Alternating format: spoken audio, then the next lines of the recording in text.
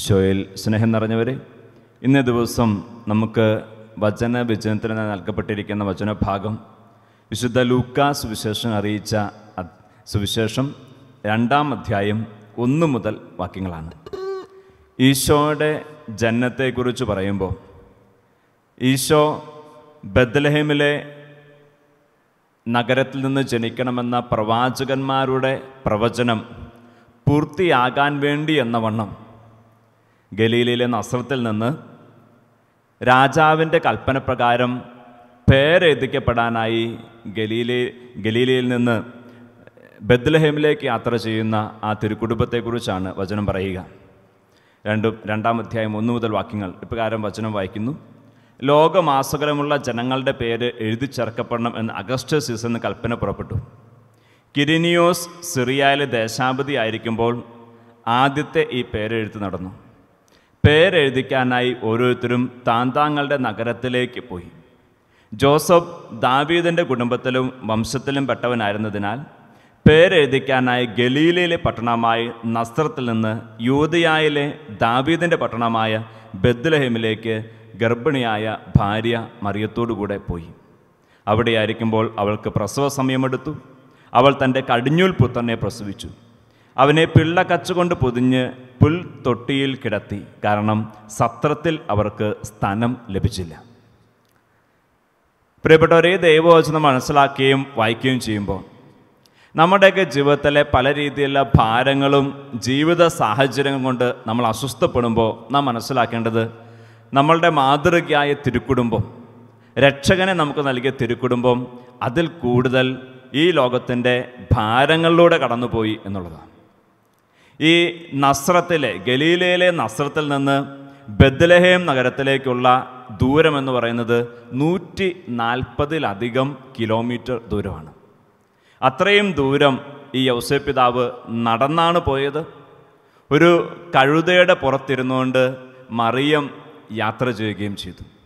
നോക്കിക്കേ, ഇന്നത്തെ കാലഘട്ടത്തിൽ ഒരു പക്ഷേ നമുക്ക് ഈ കാലത്ത് ചിന്തിക്കാൻ പോലും പറ്റാത്ത ദൂരമാണ് നടന്നു പോകുക എന്നുള്ളത്.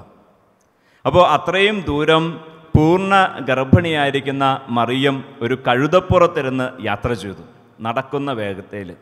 ഏകദേശം 1, 2, 3 ദിവസങ്ങൾ അവർ യാത്ര ചെയ്തിട്ടാവണം ഈ സ്ഥലത്ത് എത്തിയത്. അവിടെ ബത്ലഹേമിൽ ചെന്നപ്പോൾ അവർക്ക് സത്യത്തെ ഇടം കിട്ടിയില്ല. ഇത്രയും വലിയ ദൂരം യാത്ര ചെയ്ത് കടന്നു വന്നപ്പോൾ അതിൻ്റെ വലിയ ക്ഷീണമുണ്ട്. മാത്രമല്ല, കുഞ്ഞിന് ജന്മം നൽകാനുള്ള സമയമായി. ആ സമയത്ത് അത്രയും കഷ്ടപ്പാടിൻ്റെ, അത്രയും വേദനയുടെ, അത്രയും അസ്വസ്ഥതയുടെ സമയത്ത് അഭയം പോലും കിട്ടാതെ അലഞ്ഞ ഒരു കുടുംബമാണ് തിരുക്കുടുംബം. പ്രിയപ്പെട്ടവരെ, നമ്മുടെ ജീവിതത്തിൻ്റെ അലച്ചിലുകളും നമ്മുടെ ജീവിതത്തിൻ്റെ ബുദ്ധിമുട്ടുകളും നമ്മുടെ അസ്വസ്ഥതകളൊക്കെ മനസ്സിലാക്കാൻ പറ്റുന്ന, നമ്മളെക്കാൾ കൂടുതൽ അതൊക്കെ അനുഭവിച്ച കുടുംബമാണ് തിരുക്കുടുംബം. പരിശുദ്ധ അമ്മയ്ക്ക് അതുകൊണ്ട് ഇവിടെ ഇരിക്കുന്ന ഏത് അമ്മമാരുടെയും പ്രാർത്ഥനയും വിഷമവും ഭാരവും മനസ്സിലാക്കാൻ പറ്റും. കാരണം നിങ്ങളെക്കാളൊക്കെ കൂടുതൽ ഭാരം അനുഭവിച്ചവളാണ് പരിശുദ്ധ അമ്മ. യൗസേപ്പ് പിതാവിന് ഇവിടെ ഇരിക്കുന്ന ഏത് അപ്പച്ചന്മാരെക്കാളും കുടുംബനാഥന്മാരെക്കാൾ കൂടുതൽ ഈ ജീവിതത്തിൻ്റെ ഭാരം മനസ്സിലാക്കാൻ പറ്റും. കാരണം അത്രത്തോളം ഭാരവും അസ്വസ്ഥതയും ക്ലേശവും അനുഭവിച്ചവനാണ് വിശുദ്ധ യൗസേപ്പ് പിതാവ്. ഈ കാര്യം മാത്രമല്ല, അതിനുശേഷം കുഞ്ഞുണ്ടായതിനു ശേഷമുള്ള പലായനങ്ങൾ, ഈജിപ്തിലേക്ക് പോയതും അവിടെ നിന്ന് തിരിച്ചു വന്നതൊക്കെ നമുക്കറിയാവുന്ന കാര്യമാണ്. അപ്പോൾ അത്രത്തോളം ക്ലേശങ്ങളുടെയും ബുദ്ധിമുട്ടുകളുടെയും കടന്നുപോയ കുടുംബമാണ് തിരുക്കുടുംബം. ആ കുടുംബത്തിൽ നിന്നാണ് രക്ഷകനുണ്ടായത്. വേണമെങ്കിൽ ഇതുപോലെ രക്ഷകൻ്റെ അമ്മയാകാനുള്ള വിളി കിട്ടി.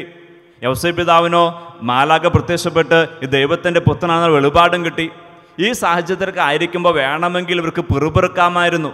എന്തേ, കർത്താവ് ഇത്രയും തെരഞ്ഞെടുത്തിട്ടും ഞങ്ങളുടെ ജീവിതത്തിൽ ഈ അസ്വസ്ഥത, ഈ കഷ്ടപ്പാട്, ഈ കുഞ്ഞിന് ജന്മം നൽകേണ്ട ഈ സമയത്താണ് രാജാവിൻ്റെ കൽപ്പന വരുന്നത്. കർത്താവിന് വേണമെങ്കിൽ ഒഴിവാക്കിക്കൂടാമായിരുന്നില്ലേ? ഇങ്ങനെയൊക്കെ ചിന്തിക്കാമായിരുന്നു, വേണമെങ്കിൽ പിറുപിറുക്കാമായിരുന്നു, ദൈവത്തെ ചോദ്യം ചെയ്യാമായിരുന്നു, ദൈവത്തെ കുറ്റപ്പെടുത്താമായിരുന്നു. പക്ഷേ പ്രിയപ്പെട്ടവരെ, പ്രവചനം അനുസരിച്ച് യൂദയായിലെ ബത്ലഹേമിൽ നിന്ന് കർത്താവായ ക്രിസ്തു രക്ഷകൻ കടന്നു വരൂ എന്നുള്ള ആ പ്രവചനം പൂർത്തീകരിക്കപ്പെടുകയും ആ പ്രവചനത്തെ മനസ്സിലാക്കിയിരിക്കുന്ന ആളുകൾ യേശുവാണ് ദൈവത്തെന്ന് മനസ്സിലാക്കുകയും ചെയ്യണമായിരുന്നെങ്കിൽ അവരപ്പോൾ ആ യാത്ര ചെയ്യണമായിരുന്നു. അപ്പോൾ ദൈവത്തിൻ്റെ പദ്ധതിയായിരുന്നത്, ദൈവത്തിൻ്റെ ഹിതമായിരുന്നത്. അന്ന് ഈ ക്ലേശമില്ലായിരുന്നെങ്കിൽ, ക്ലേശപൂർണമായ യാത്രയില്ലായിരുന്നെങ്കിൽ ആ പ്രവചനം പൂർത്തീകരിക്കപ്പെടില്ലായിരുന്നു. ദൈവത്തിന് എല്ലാത്തിനൊരു പദ്ധതിയുണ്ട്. മാത്രമല്ല, നമ്മുടെ മനുഷ്യൻ്റെ ഭാരങ്ങളും മനുഷ്യൻ്റെ അസ്വസ്ഥതകളും ഏറ്റെടുക്കാമെന്ന കർത്താവ് ഈ ഭാരങ്ങളും അസ്വസ്ഥതകളും ഒക്കെ സഹിച്ചു തന്നെയാണ്, അതിലൂടെ കടന്നുപോയി തന്നെയാണ് നമുക്ക് രക്ഷയൊരുക്കിയത്.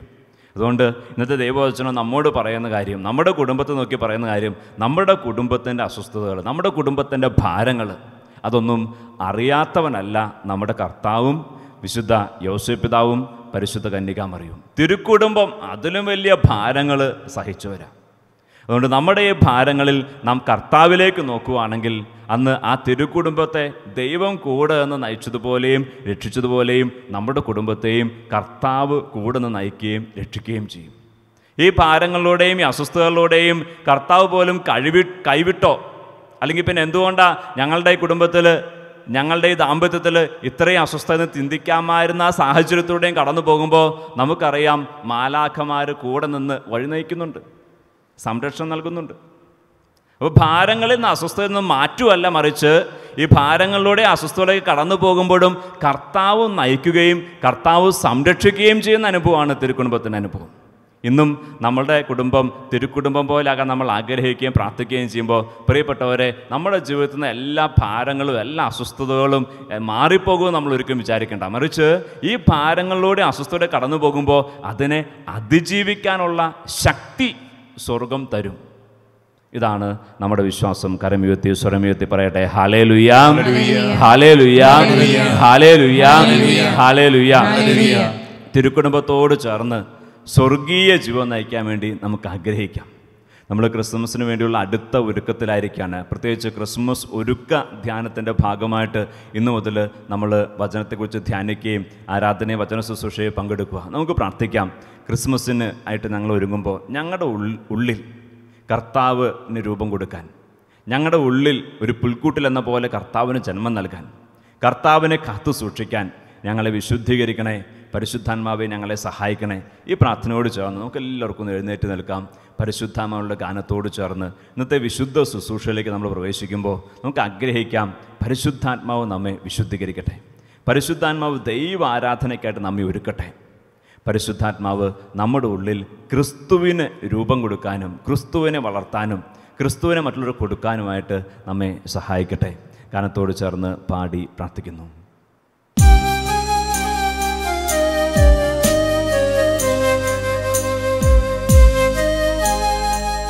ഇരുകരങ്ങളും നെഞ്ചോട് ചേർന്ന് ഇപ്പോൾ ഹൃദയത്തിൽ പ്രാർത്ഥിക്കട്ടെ. ഈശോയെ, എന്നെ പരിശുദ്ധാത്മാവിനാൽ ശക്തിപ്പെടുത്തും. ഈശോയെ, എന്നിൽ പാപങ്ങളും അശുദ്ധിയൊക്കെ ഉണ്ട്, ഞാൻ ബലഹീനയാ. ഈശോയെ, എന്നാൽ നിന്റെ ആത്മാവ് പരിശുദ്ധാത്മാവ് എന്നിലേക്ക് കടന്നു വരുമ്പോൾ ഞാൻ ശക്തി പ്രാപിക്കും. എന്നെ തന്നെ വിശുദ്ധീകരിക്കാൻ എനിക്ക് പറ്റും. ഈശോയെ, എന്നെ സഹായിക്കണേ.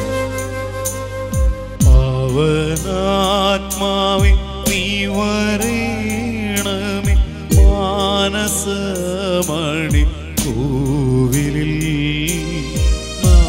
നായകങ്ങൾ നാവിനാലങ്ങി സ്നേഹസംഗീതം പാടുന്നു. നെഞ്ചോട് ചേർത്ത് വെച്ച് ചെന്ന് പാടി.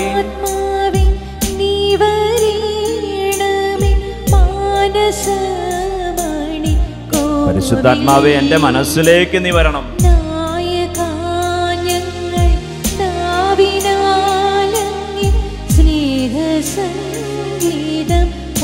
പരിശുദ്ധാത്മാവേ, എന്നെ നീ നയിക്കണം.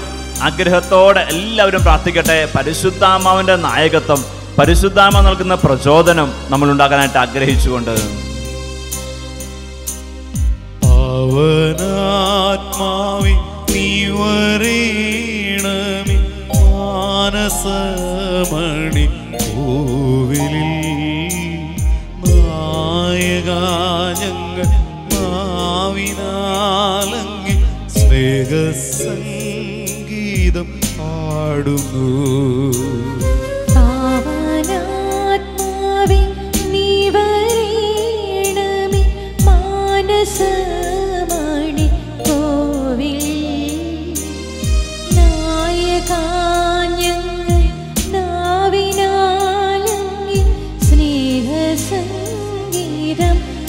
പാടുന്നു.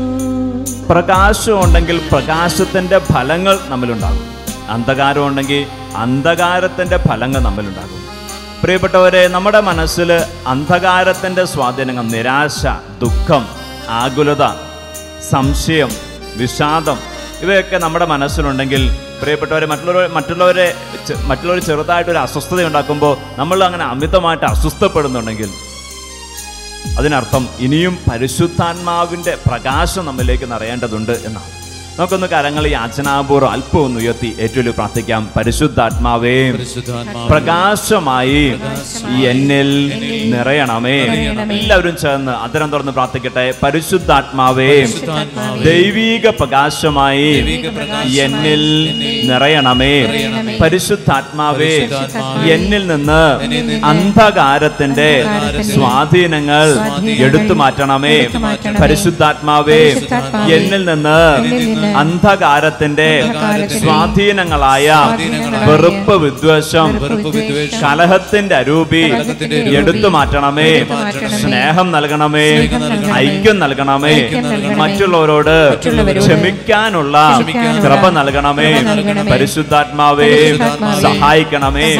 പരിശുദ്ധാത്മാവേ, ദൈവിക ജ്ഞാനം നൽകണമേ. ആഗ്രഹത്തോടെ കരങ്ങൾ വീണ്ടും നെഞ്ചോട് ചേർത്ത് വെച്ച് ദൈവിക പ്രകാശത്തെ നിറയാൻ, പ്രകാശത്തിൻ്റെ സ്വഭാവം നിറയാൻ, പരിശുദ്ധാത്മാവിൻ്റെ ഫലങ്ങൾ നിറയാൻ. പ്രത്യേകിച്ച് ഇപ്പോൾ പാടി പ്രാർത്ഥിക്കുമ്പോൾ നീ നിൻ്റെ മനസ്സിൽ നിന്ന് ആത്മശോധന ചെയ്യണം. എൻ്റെ മനസ്സിൽ, എൻ്റെ ജീവിതത്തിൽ പരിശുദ്ധാത്മാവിൻ്റെ ഫലങ്ങൾക്ക് എതിരായിട്ടുള്ള സ്വഭാവങ്ങൾ ഏതൊക്കെയാണ്?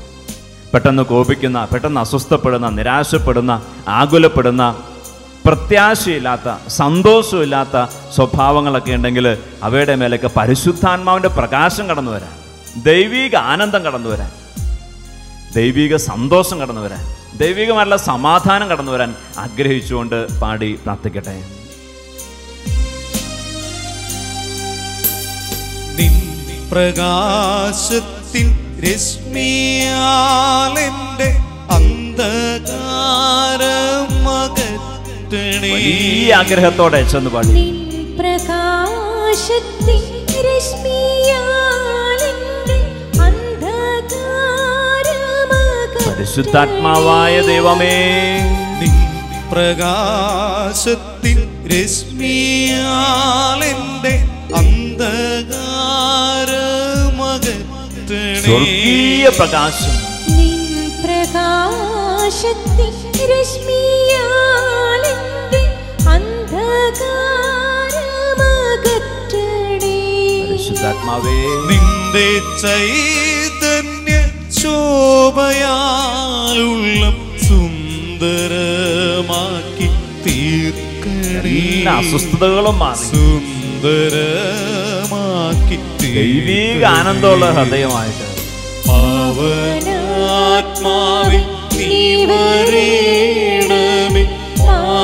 മാനസമണി കോവിലിൽ നായക ഞങ്ങൾ നാവിനാലങ്ങി സ്നേഹസംഗീതം പാടുന്നു. ഇരു കരങ്ങളും സ്വർഗത്തിലേക്ക് ഉയർത്തിക്കേ.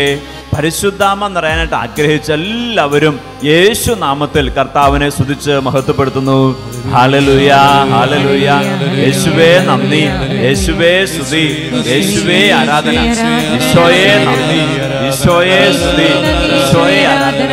കർത്താവായ യേശുവേ, നിന്റെ നാമത്തിൽ ഞങ്ങൾ ഓരോരുത്തരും പരിശുദ്ധാത്മാവിനാൽ നിറയട്ടെ. കർത്താവായ യേശുവേ, കർത്താവായ യേശു ക്രിസ്തുവേ, നിന്റെ നാമത്തെ വിളിക്കുന്ന എല്ലാവരും രക്ഷ പ്രാപിക്കുന്നതാണ് ഞങ്ങളുടെ മേൽ പൂർത്തീകരിക്കപ്പെട്ടു. കർത്താവേ, യേശുവേ, രക്ഷകനായ ദൈവം, പരിശുദ്ധാത്മാവ് ഞങ്ങൾക്ക് ദാനമായിട്ട് വാഗ്ദാനം ചെയ്തിരിക്കുന്ന ദൈവം, ഓരോരുത്തരുടെ മേൽ പരിശുദ്ധാത്മാവിന്റെ ഫലങ്ങൾ ഞങ്ങൾ നിറയട്ടെ. പരിശുദ്ധാത്മാവ് നൽകുന്ന സന്തോഷം ഞങ്ങൾ ഉണ്ടാകട്ടെ, സമാധാനം ഞങ്ങൾ ഉണ്ടാകട്ടെ, പരിശുദ്ധാത്മാവ് നൽകുന്ന ആനന്ദം ഉണ്ടാകട്ടെ.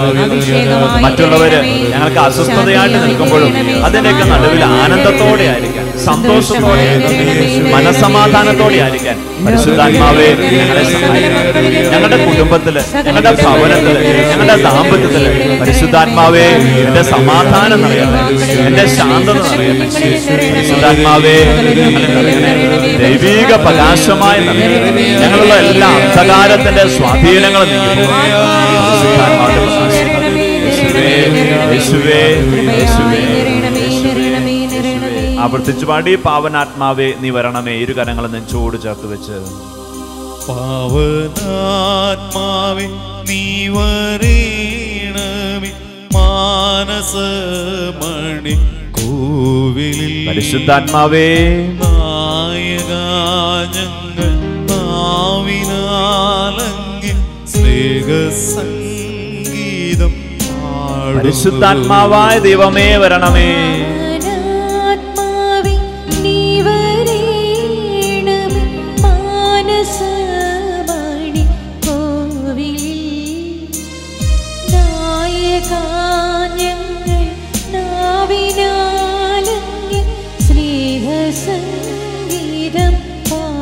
ഇരു കരങ്ങളും യാചനാപൂർവ്വം അല്പമൊന്ന് ഉയർത്തിപ്പിടിച്ച് പരിശുദ്ധാത്മ വിളിച്ച് പരിശുദ്ധാത്മാവി വരണേ, എൻ്റെ ഹൃദയത്തിലേക്ക് വരണേ, എൻ്റെ ജീവിതത്തിലേക്ക് വരണേ, എൻ്റെ എല്ലാ അസ്വസ്ഥതകളിലേക്ക് നീ വരണേ പാടി പ്രാർത്ഥിക്കുന്നു. പാവനാത്മാവേ നീ വരണമേ, മാനസമണി കോവിലിൽ പരിശുദ്ധാത്മാവി ഇന്ന് ഞാൻ അസ്വസ്ഥനാണ്. നായക ഞങ്ങൾ നാവിനാലങ്ങി സ്നേഹസംഗീതം പാടുന്നു. ദൈവമേ ഇന്ന് ഞാൻ അധ്വാനിച്ചിട്ട് എനിക്ക് അധ്വാനത്തിന് ഫലവുമില്ല, ഉയർച്ചയില്ല. അതിന്റെ ഭാരങ്ങളില് സാമ്പത്തിക തകർച്ചകളിലൊക്കെ ഞാൻ ഉഴലിക്കൊണ്ടിരിക്കുവാണ്. പരിശുദ്ധാത്മാവേ എന്നെ സഹായിക്കാനായിട്ട് വരണം, എൻ്റെ അധ്വാനങ്ങളിലേക്ക് വരണം, എൻ്റെ ജോലി ഭാരങ്ങളിലേക്ക് വരണം. പരിശുദ്ധാത്മാവിനെ വിളിച്ച് എല്ലാവരും പ്രാർത്ഥിക്കട്ടെ.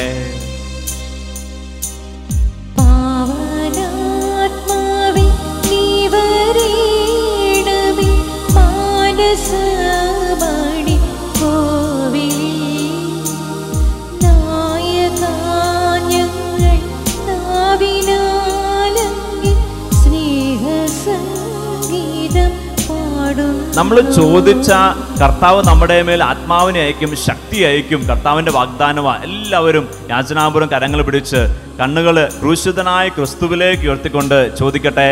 കർത്താവായ യേശുവേ, നിന്റെ വാഗ്ദാനമായ പരിശുദ്ധാത്മാവിനെ, സ്വർഗത്തിന്റെ ശക്തിയെ ഞങ്ങളിലേക്ക് ഒഴുക്കണമേ, ഞങ്ങളിലേക്ക് നിറയ്ക്കണമേ. ഞങ്ങളുടെ ദാമ്പത്യത്തിൽ, ഞങ്ങളുടെ കുടുംബത്തിൽ പരിശുദ്ധാത്മാവ് നയിക്കട്ടെ.